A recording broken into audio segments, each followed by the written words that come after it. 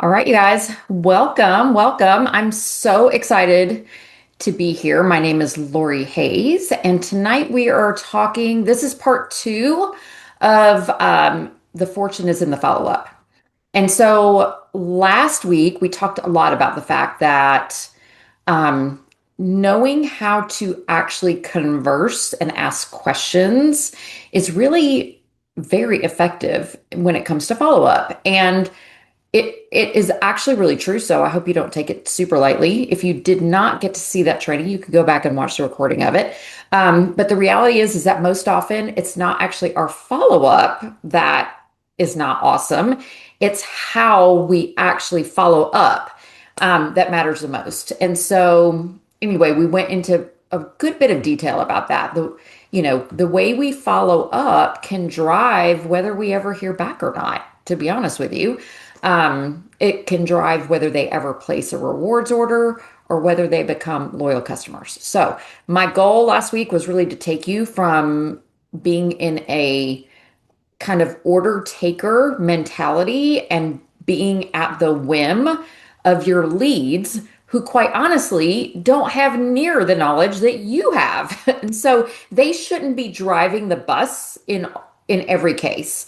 But in a lot of cases, we kind of let them do that. And so I want to take you from being an order taker to a leader. And a leader is somebody who is curious. And we talked a ton about that. And the conversation that you have with them shows that. So, becoming a better conversationalist is a great way to start and like practicing it, and you're going to notice a big difference in your business. I even shared the story of like one of my longtime customers and builders who went from interest in one bottle to a natural solutions kit and the business. And it was all started with me being very, very curious. And I was brand new. So you don't have to like, be seasoned in order to be curious. So today we're going to dive into what I ended up deciding were the five biggest follow-up mistakes that cause people to lose customers, builders, and opportunities. Does that sound interesting? All right, we're going to dive in. So, mistake number one is making their silence mean something about you. Now, for those of you that don't know me, I am also a mental performance coach. Like, this is kind of the stuff. It changed my life, so I love to talk about this. And so, we're going to start off with this. We talked briefly about this last week, but I really want to expand the conversation just a little bit. So, have you ever typed up a follow-up message to somebody and then decided not to send it? Has anybody ever done that? Oh my gosh. I mean, I have done that. So, I feel like probably most of you have done that. It's a very normal response to have. Um, And y'all, I just opened the chat. So if you, let's see, if you want to use the chat, I will keep an eye on it. So, all right, hold on a second. Um, okay, I will keep an eye on it. Let's see. Let me pull back up my notes. Okay. All right. So if y'all can put in the chat, like, why would you delete your text message to somebody and not send it? Like, if you've done it before, what went through your mind at the moment you decided, I'm not going to send this message? Is anybody willing to share? Because that question, if I was using the right tone, which is awesome, because quite honestly, how do you even read tone in a text message? I will tell you, and I wasn't even planning on talking about this, but if you just got in an argument with your husband and you receive a text message, a lot of times the tone in which you receive the text message is the tone of the conversation that you just had. So if you just had an irritating conversation or something that kind of got you fired up a little bit, there is a possibility, especially from somebody that you don't know really well, that text message, you're going to read it with a tone that was never there to begin with. So I love that you said that. Didn't want to seem pushy. Yeah, yeah. Like, oh my gosh, I've done that so many times. And we talked a little bit last week about how none of those stories are typically true. Typically, they are busy and overwhelmed, right? So we're not going to go back into that. But I do want to talk a little bit about why we actually create the stories to begin with, even though logically we know it's not true, right? And so all of this has everything to do with your past life experiences. Like and also the way that you view yourself, which is derived from your past life experiences. And so I will give you an example. So when I was a kid, if somebody knocked on our door in the middle of the day, we hid and were quiet. So they would go away. So my kids probably hate salespeople because I then did that when I had kids. Somebody would knock on the door and we had those stupid side lights. And I'd be like, Doc, and we would like literally hit the ground. It's so crazy, y'all. It's so crazy. I had this horrible fear. I did not want to deal with people who came to the door who were selling something. So, what message did I potentially get from that? Like that salespeople were terrible and should be avoided at all costs, like that. And y'all, I still have a little bit of that in me, even though I am a salesperson and I have been since I was like 18 years old. I started selling. It's so crazy that that is kind of in my subconscious. Um, did anybody else do that? Some of us has kids that that would be impossible with. Okay. Dude, I put the fear of God in my I was avoiding the salespeople at all costs. It was terrible. Um, but then I went into sales and I really enjoyed it. And y'all, we do sell. I know, like we say, we share and we use all these wonderful words, but at the end of the day, we sell. And I remember when I was trying to kind of get over some hurdles that I was having, more so in the network marketing space. When I was standing at a jewelry store selling jewelry, I didn't have any trouble selling anything. But then when I had to sell something that I was like, even though I made money at my jewelry store, it became different for me when I started selling home decor. And I kind of struggled with it a little bit. And so what I started doing is thinking about what experiences were positive that I had with salespeople. And y'all, I've had many, many, many, many, many more positive experiences with salespeople than negative. And so I'll share one of them. So I hated, and I kind of still don't enjoy it, I hated buying clothes because I struggle with putting together outfits. I always have. It's not my thing. I don't like to even go shopping. So, one of my favorite experiences was a store that I used to go to, and the salesperson knew me and would put together outfits for me. Y'all, she would say, "Oh, what are you looking for?" And I'd be like, "Well, I have a trip I'm going on, or, I just want something casual, whatever." And she would find two or three outfits that fit me, that would look good on my body type. And she would put them in the thing, and I would try them on, and I would pick what I liked.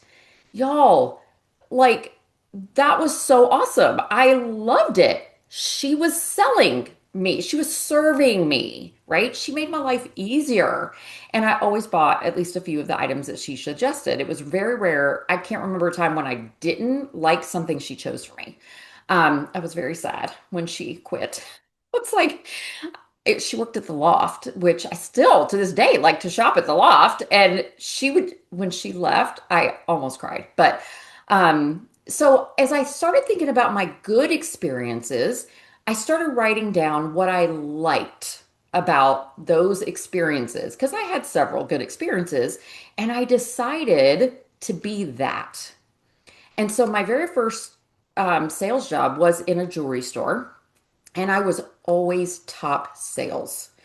And I will tell you, I guess I've always been an observer. I'm a maximizer is like my top thing. And so I'm always looking for how how can I be the best? How can how can I improve myself? So I would watch everybody else. And what I noticed is that I would always ask really good questions, like what was the occasion and what did they see that they liked and what don't they like and blah blah blah blah blah. And I would sell a lot that way. But then I noticed that some of my fellow salespeople who were not top in sales, they would stand there and they would wait for the customer to drive the conversation and tell them what they wanted. And you're at a jewelry thing and the customer like, I want to see this one, three down and two over, the rings or whatever.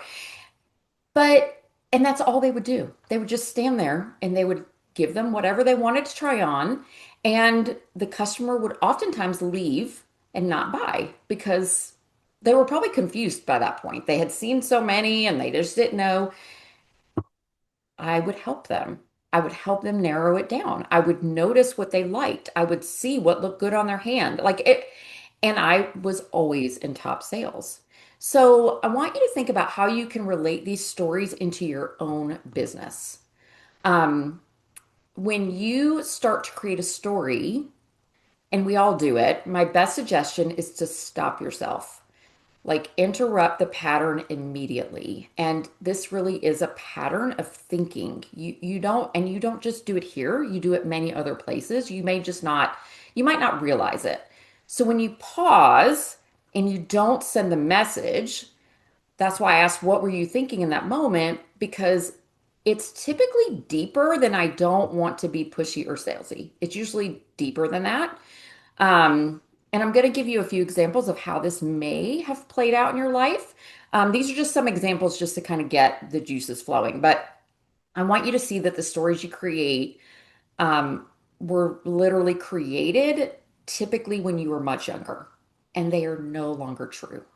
So, if you were the child who would ask for things and were met with, I'm busy, or maybe like a deep sigh, like, ugh, like it kind of felt like an irritation that you were asking for something. A lot of times that message that you picked up was, when I ask for something, I am a burden and a hassle.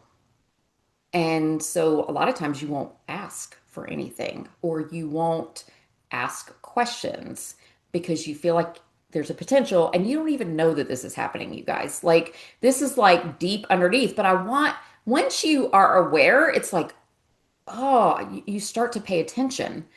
And so that's just one of them. It's not true, but that's what you got from that situation. And so now when you start to follow up, if that was you, um, like and that if you're needing something from the person that you're following up with, like if you feel like, oh, I need this sale or I need whatever it is, then the trigger pops up and you stop. And and it's just like this pattern that just happens automatically. So what about if you were raised where you were praised for being good and quiet and self-sufficient? Right? The message received there is that people approve of me when I don't create problems. And so a lot of times follow up feels like friction or tension, and it might risk that approval that you really desire, right? Like, oh, maybe they're going to get mad or whatever. Maybe you grew up like me. So I never knew what the mood was going to be like at any given moment. So I got really good at reading the person and deciding if I should stay away from being seen. So for me, being seen is a really big deal because it was safer for me to not be seen. But you can't really gauge that over the phone or text. So I can tell you right now, me messaging somebody, like I deeply desire for a phone conversation, a Zoom, to be in person because I can listen to somebody's voice, I can read their body language, and I can do wonders with that because I had to as a child. Like that was my survival technique. And so when I'm just like following up over text, all this stuff comes into my mind and I start making up stories. And y'all, your subconscious is making up these stories to keep you safe. And that's what I came to realize when I would get so anxious about following up via like text or, leaving messages on answering machines back in the day. Um, I'm like, oh, I would have all these stories that would come up. What if this annoys them? Like, what if they get mad? There are so many scenarios I can give you, but I'm hoping that maybe you connect with maybe one or two of them. Maybe you were compared against a sibling and you kind of were the one that came up short. All of these scenarios create triggers that happen a lot during follow up. It puts us in a very vulnerable position. And what I want to tell you is that you have the capacity to choose to follow up anyway, because those childhood stories are no longer true. They are no longer real. You can use them as an excuse, absolutely. You can use them as a reason, but they are no longer true. And you can actually speak to yourself when you pause and literally say, nope, I am not letting this stop me today, and hit send on that message. We have that ability. A lot of people don't like to think that or believe that because it's so much easier to not send the message. You might sweat, you might have a high heart rate for a minute because your mind thinks you are literally doing something that is dangerous. So you have this like physical response that is so real. But you get to breathe in that moment and you get to trust that you have their best interest at heart and that you are going to be the salesperson like the one at my favorite clothes store, the one who is helpful and would just offer me choices and based on what I needed. That is who you can trust yourself to be because that's who you are. It's so fascinating to me. doTERRA, I feel like, is so different from a lot of other companies. We deeply desire to actually help people. Like it's not just about selling this many whatevers. Like it's not that. We deeply desire to serve people, and that is such a beautiful thing. And I really believe that that has gone to the strength of doTERRA. And so, yeah. And when somebody does get bothered, by the way, this is gonna, I'm gonna say this as a little offshoot. If somebody does get bothered, um, with your following up, it has nothing to do with you. I want you to know that. Look, to this day, and I'm just gonna openly say this, I am still kind of terrible to salespeople sometimes. Like, well, not terrible, but avoidant.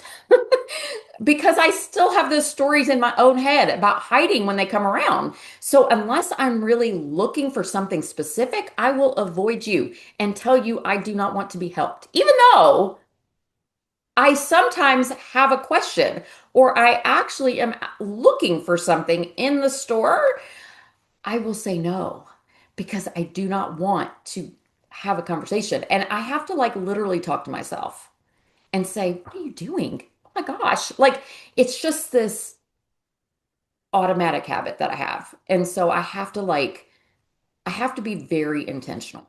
Um, and honestly, I'm usually very surprised and pleasantly surprised by the experience that I have. But the way I have blown off some salespeople has absolutely nothing to do with the salesperson themselves.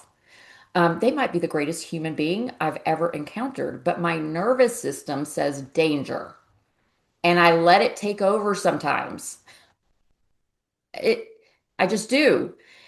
And so when people are rude or dismissive, please remember this training. It has nothing to do with you.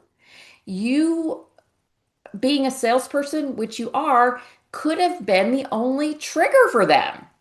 They might be like me, right? Their mom may have said, duck and hide. There's a salesperson at the door.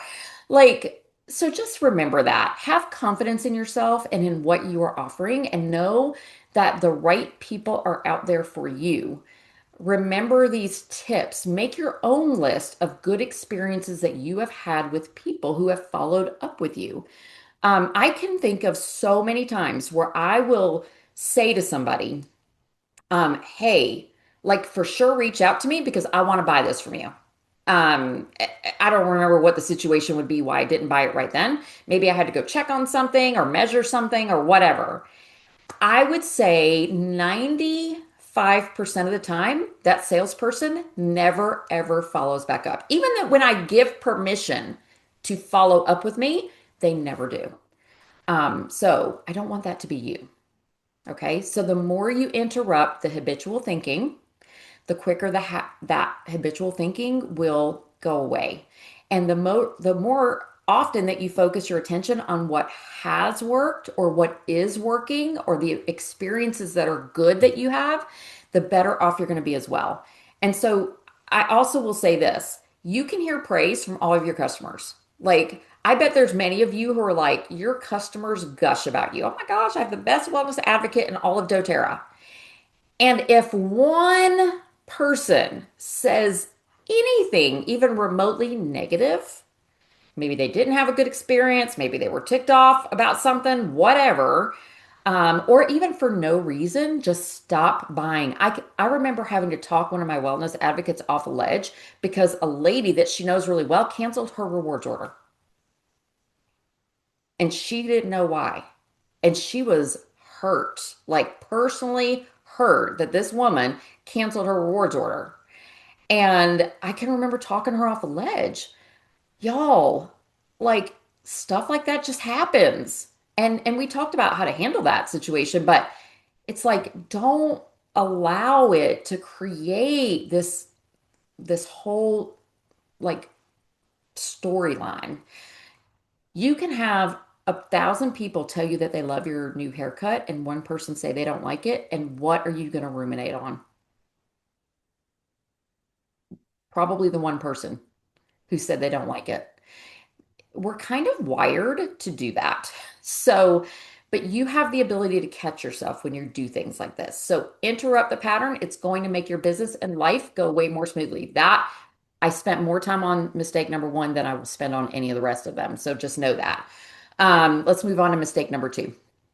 So thinking your follow-up is just another message is mistake number two. So, for those of you who are using the chat, what do you feel like counts for follow-up? Like, what would you think what would count for follow-up? I'll give you just a second to type it in.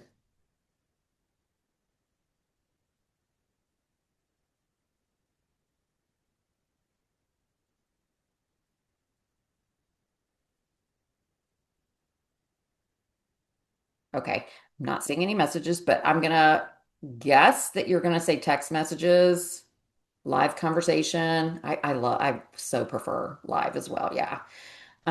Voice message. I know Tammy said sending text messages for follow-up has been very successful. All that is absolutely. But here are a few ways that are follow-up, setting up unboxing appointments. Absolutely. Yeah, I love that. But there are a few things that you may not think of. I want you to think about your social media content as part of your follow-up. It's your stories, your emails, your testimonies. It doesn't have to be all these because you don't need to be overwhelmed by it. But I want you to think about all these touches that you have with your potential customers or your customers as follow up. So, your stories, your emails, any testimonials that maybe you pass along, any customer results that you share, any educational content and the consistency in which you do it matters. So, some of you think you haven't followed up with somebody in 6 months, but if you are friends with them on any kind of, if they follow you on social media, I find that Instagram is a great place. Like, you know, people can go there and just watch content. I think it's a little bit different than Facebook. Some people don't want to friend people that they don't actually know on Facebook. So you have to decide what you want to do there. I use both. So, but you can use social media or even your stories as part of the follow up. And they're passive follow up. I will say that. But you're being in front of them. And and it supports the passive follow-up supports the intentional follow-up that you do, especially if you have connected with them. They're on your email list or maybe they're on your text list and you text out tips every so often. Um, every time they see you share what you're using and why, it creates trust. Not only, like I said, with your leads, but your customers as well. I find that so many people just stop posting on social media. If this is you, I'm going to tell you 100% of your customers are wondering if you are still using doTERRA. If you just like flat out stopped posting on social media about anything doTERRA, and you may have paused your business for a little while. That has certainly happened over the years where people pause their business for a little while and they pause posting. And I'm like, oh, if you would just post once a week, that's it. It's going to let your customers know that you're still around, you still love doTERRA, but instead they kind of go dark on social media. And it does it like one post a week. That's it. It keeps you in front of them. When they think you're not selling doTERRA, um, they they immediately assume that you're not using it as well, and they don't bother to ask you. And then they wonder, well, why should I be using it if so and so's not using it? Like it's literally this whole story that gets created. And what's interesting is when I reach out to builders who have maybe pushed pause a little bit on their business, and I ask them, "Are you still using doTERRA?" Oh my gosh, every day. Like you will keep the customers that you have just by following up through social media. It's a very passive, supportive follow-up mechanism. Um, and your name gets in front of them and they remember, and you might just talk about something that they are interested in, or you could purposely talk about something that they are interested in, if you know that they're following you. Okay, make mistake number three, having no follow-up system. So I will tell you, because I have a lot of people say, well, what is your follow-up system? Y'all, mine is so simple. And here's what I want to say. You do not need anything elaborate. And if you're using the excuse that you don't have a good system and that's the reason why you can't follow up, that is literally just an excuse because it can be as simple as you want to make it. You don't have to pay for anything, but you do need to follow up and keep up with who to follow up with in a way that works for you.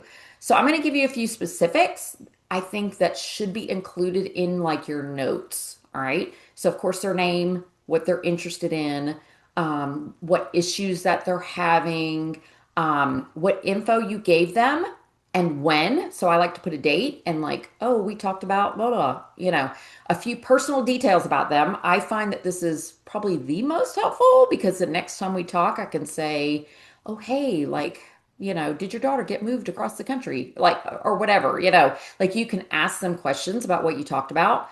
And then, of course, you're going to write down when you will follow up again. And then you're going to put that in your calendar or in your reminders, something that's going to alert you to do the follow up. There's so many different ways that you can keep up with this. If they are a builder lead, you're going to want to know things like what made them interested? What are their concerns? What roadblocks maybe do they have? What is going to change in their life when they are successful? All of this is like key information.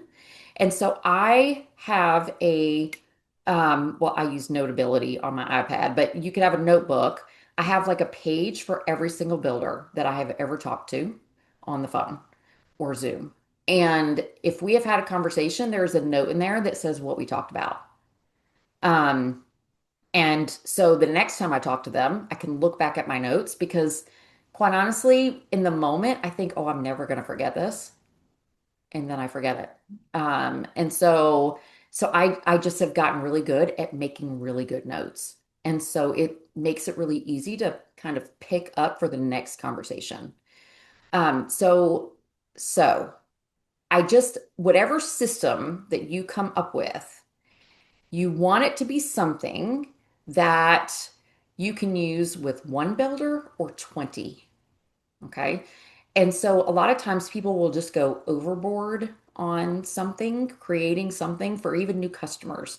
You you want to be able to keep doing whatever it is that you do for 100 people, just like you would with one or two or 10. Okay, so just keep that in mind. I'm always thinking bigger. I'm always making the assumption that more are coming. And so everything I've tried to do, I'm like, okay, I can manage this with 30 people or whatever. Um, Maybe you love spreadsheets. Like use that. Maybe you like paper. So use that. Maybe you've been called old-fashioned for using paper. Look, if that is what works for you, then do that. Like, but just pick something and use it consistently. The tools that you use matter way, way less than the consistency in which you use them. It's the consistency that matters. Okay, mistake number four. Um, you don't say anything because you don't know the perfect thing to say. So this perfectionism kind of thing that's rising up to the surface. We kind of talked a little bit about this last week, so I'm not going to go into a lot of time here, but if you weren't on last week, then this little recap will be helpful. Um, so like examples of not awesome follow-up. Hey, did you place your order? Or hey, did you watch the video? Or hey, Suzuki, are you still interested? Like all of those kind of things. That's not super awesome follow-up. Better is because those are like yes or no questions. Like we want to have more open-ended questions. So what stood out to you in the video that I sent you? Hey, like what questions came up when you were watching the video or reading over the PDF I sent you? Hey, Suzuki, are you still looking for support with the digestive issues that we talked about? Um, there are a few frameworks that I think are very helpful. They were helpful to me back in the day, like probably 20 years ago. And so I'm going to give those to you. These are a couple that I learned way back when, and they have been helpful for me. So the first one is what, why, and what else. And so, what are you interested in? Or what interested you? What are you interested in? But what? And maybe this is when they reach out and ask about Deep Blue or Digest or any other product, whatever it is. What made them interested? What are you hoping that this product helps with? And what else have you tried?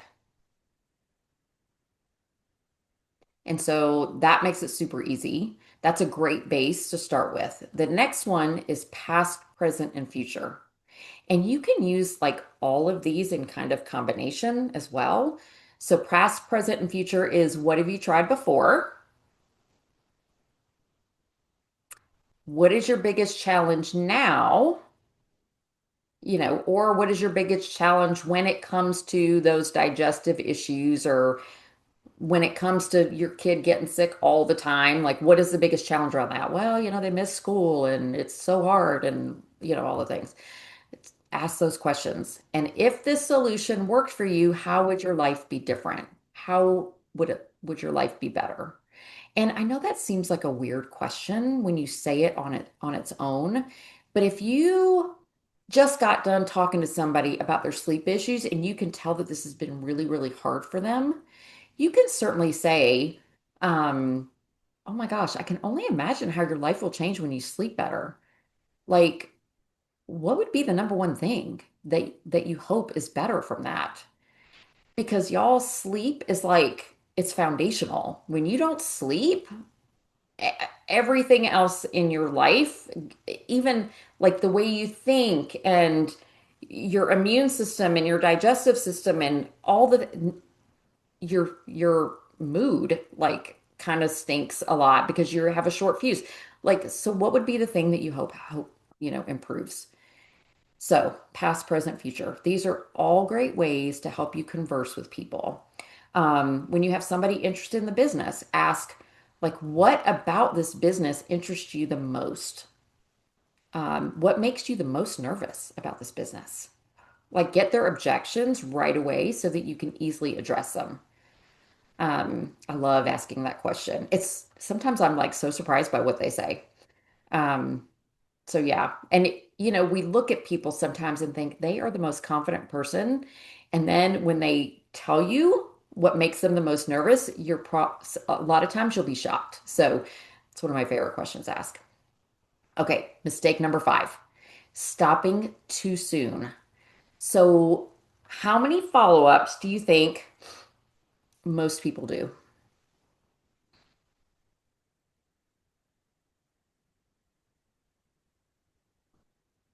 Most people do one or two.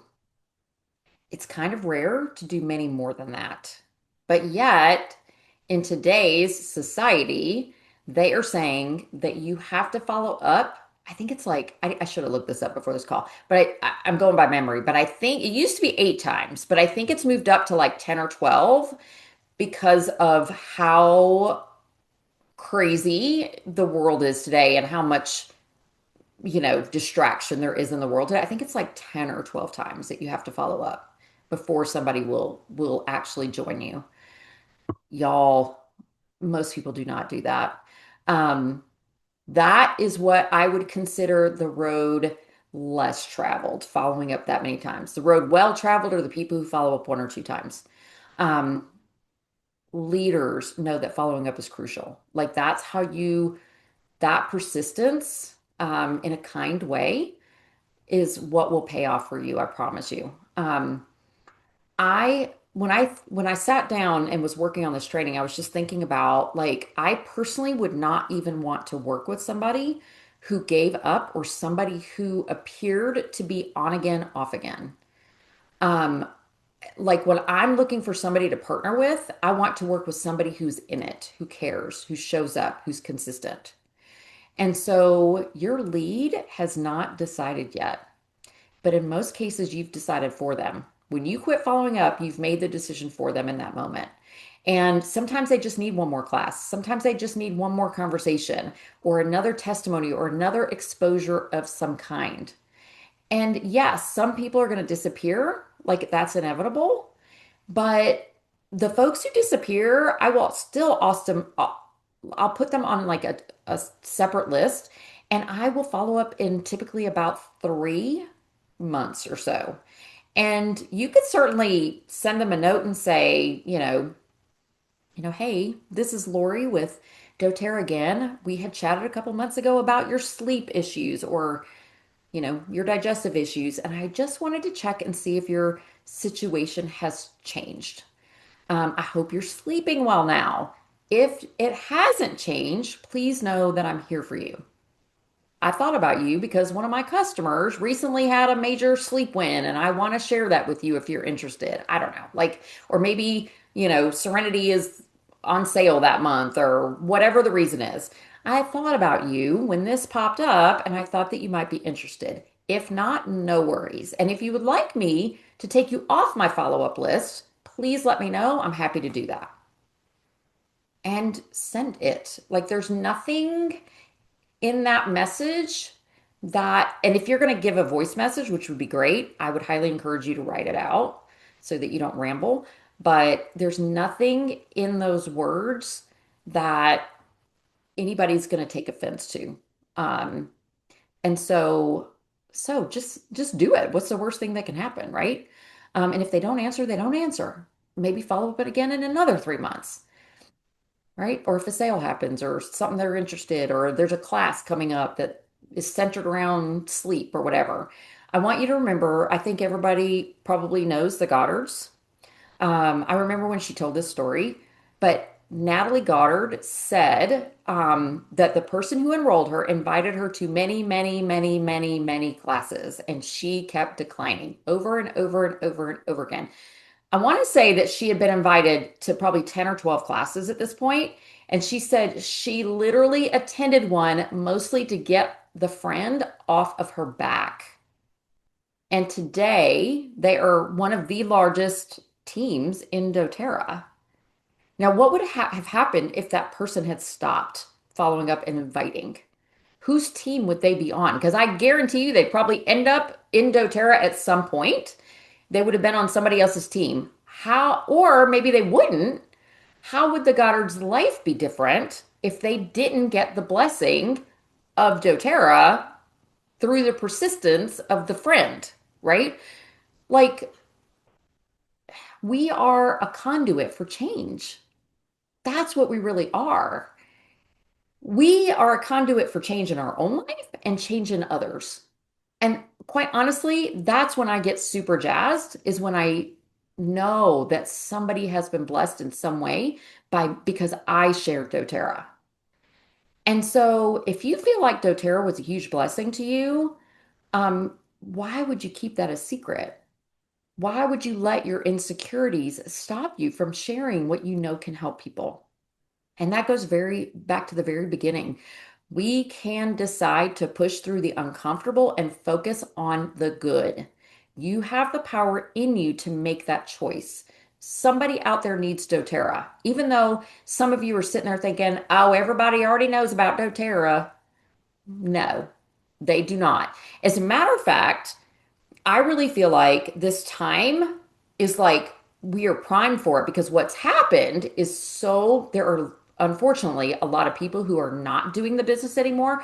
I'll never forget, like this was a couple years ago, and I just had dinner with this same friend. And I asked her, I'm like, do you see anybody ever talking about doTERRA? Because she came up to me, this was probably, I don't know, a couple years ago. She said, is doTERRA okay? And I was like, oh my God, why are you asking me that? She said, once upon a time, everybody was talking about doTERRA. And she said, now you're the only one that I see talking about doTERRA. And I'm like, really? Y'all, what has happened is there's so many people who have stopped sharing doTERRA. Now they're probably still using doTERRA. They're just not sharing it. And so, but what did I tell you their customers think? Their customers are like, oh my gosh, she stopped using doTERRA. So why am I using doTERRA? And then they quit ordering. And so there's a thousands of people out there who used to love doTERRA and they just need to be in contact with somebody who loves doTERRA. And so, y'all, be the one that they see, right? Be the one that they see. Um, they just need to see that you are still in the game. And as far as salespeople go, when I think back to those salespeople that I had really great experiences with, and I've had several, even one in a car buying experience, this guy was awesome. Um, I needed those salespeople. I literally needed those salespeople. Like they gave me information or showed me options that I personally would not have been able to get come to the conclusion on my own because I'm not in their business. I don't know these things. You guys are that for your leads and for your customers. So I just want to encourage you to do the work, to make the decision, to do the follow up. It's following up isn't about getting people to say yes, it's about staying present long enough for them to decide. And sometimes some people take a long time. I had a builder not long, like a few months ago. Well, she's a new customer that I feel like will become a builder, but she's a new customer. And like all of a sudden she went dark. Like I mean, I've hey, checking in, checking in, checking in. I mean, we're talking mm, close to 2 months. And I would just every so often send her another message. And finally, she reached out and she had surgery on both wrists and she has three young children. And like it was a whole thing. And I'm like, thank you, Lord, that I did not create any stories around this. And I just kept following up with her because I didn't do anything wrong. Like I knew I didn't do anything wrong. And so I just kept following up in with love and care. And now she's back talking to me again, and it's all good. But y'all, I'm going to give you a little call to action here.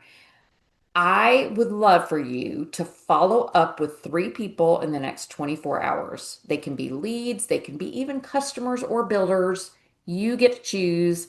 Um, but I would love if you're on this call to type in the comments at least one of the three people that you will follow up with to be accountable. We'll see if anybody does that. But it's just a great way, Wendy, awesome.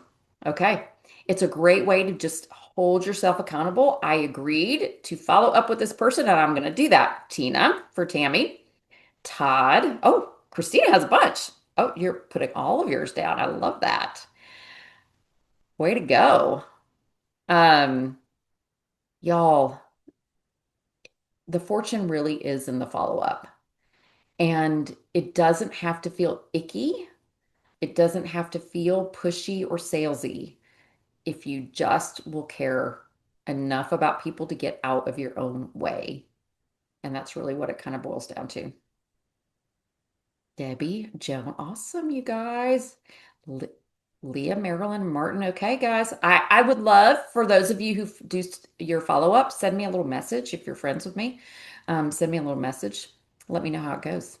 And look, if any of y'all need help in any way with your follow-up, like you're stuck on words or whatever, don't hesitate to reach out. I'm happy to help. Um, Following up is something I kind of now enjoy doing for the most part, even though I still get nervous with a few people. All right, that is it, you guys. That is our training for tonight. I am very grateful that you gave up your Monday night to join in here. So thank you, thank you, thank you for joining in. And we'll get the recording out to you guys soon. So, all right, y'all. Have a wonderful evening, you guys. Thank you so much for being on. Good night, everybody.